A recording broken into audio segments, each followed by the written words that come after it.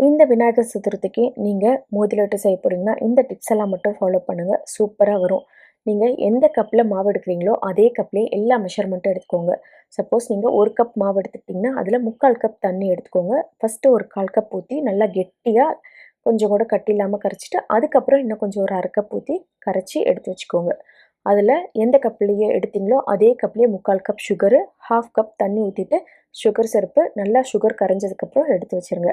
அதுக்கப்புறம் இந்த பூந்தி போடும்போது, நீங்க அப்படியே தடவி விடாதீங்க கரண்டில. தட்டி தட்டி விட்டீங்கன்னா, உங்களுக்கு பூந்தி அழகா விழும். கொத்து கொத்தா விழாது.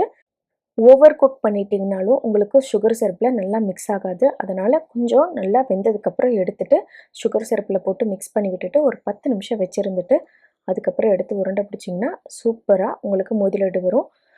Full video link Tamils cooking channel by Sandhya YouTube சேனல்ல இருக்கு. வேணும்னா போய் செக் பண்ணி பாருங்க. அனைவருக்கும் இனிய விநாயகர் சதுர்த்தி வாழ்த்துக்கள்.